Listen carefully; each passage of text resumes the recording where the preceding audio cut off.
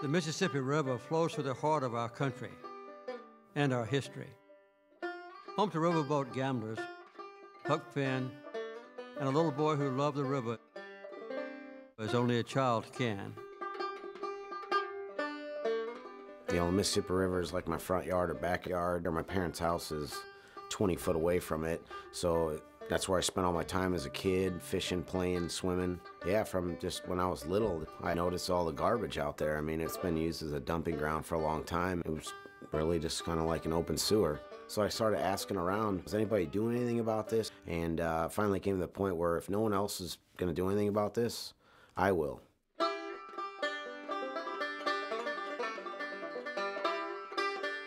Chad Pregracke grew up in a riverfront town called Hampton, Illinois.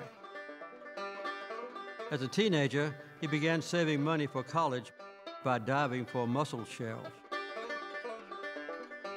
Garbage infested the river, his river, and nobody seemed to care. But he did.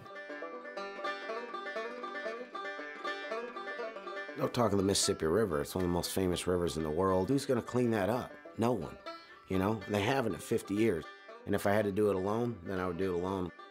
All I was able to do the first year is just, you know, do it single-handedly.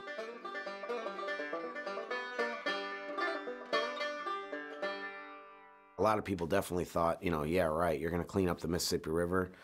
But to me, you know, it's just little steps. The Mississippi is over 2,300 miles long. Chad knew he needed help. He put an ad in the paper and waited to see if other people felt as he did. People came out, and it was unbelievable. It was great. And everybody got out there on the river cleaning up, and I mean, they were tearing it up. It worked beyond his wildest dreams.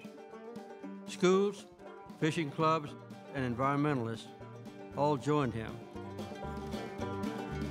They worked their way up and down the shoreline, more people joining all the time. We created an opportunity for people to go out there and do something positive. If you take them and show them firsthand how bad it is, that's when they're like, yeah, we really do need to clean this up. Plus, the fact that 18 million people drink the Mississippi water every day is a good reason to clean it up too. Basically been doing this 13 years with the help of close to 70,000 volunteers, removed about 7 million pounds of garbage. You never know what you're going to find. It kind of makes it interesting. I mean, you find bowling balls, a lot of mad bowlers out there is what I found out. There really is. I mean, we find them still in the bag where they just throw them off bridges or something after a bad game or two. I think we've pulled over 1,000 refrigerators out of the river so far. Close to or over 4,000 55-gallon barrels. We find cars, trucks, tops of school buses, tractors, sunken boats. I have the world's largest message in a bottle collection. I have like 63 of them, I think. Chad was determined to get companies along the Mississippi to help pay for the equipment they needed. He didn't know any, so he opened up a phone book. Alcoa started with an A. Boom, I'll start there. Just looked them up in the phone book, picked one of the 50 different numbers that's in the phone book, and just called up, got some random lady on the phone and said, hey, my name's Chad Pregracke. I want to clean a 435-mile stretch of Mississippi. Who runs the show? Who's in charge there? Him or her, whoever it is. I want to talk to him or her. And yeah, I didn't really go that smooth with her because she wasn't going to put me through the top person. But after begging her for 10 minutes, I actually got through to him. Chad doesn't take no for an answer. He signed up Alcoa, then John Deere, Cargill, and nearly 40 other companies. He told them all, it's your river, too. And not just the Mississippi. He went on to the Ohio, the Missouri, the Illinois, and the Potomac. But in the last 13 years, I have definitely seen a change as far as the amount of garbage out there. It's very tangible, you know, like you can see it. You can see your progress. I certainly am not taking the credit for that. You know, the 70,000 people that have come out, the volunteers that have come out, they should take the credit for it.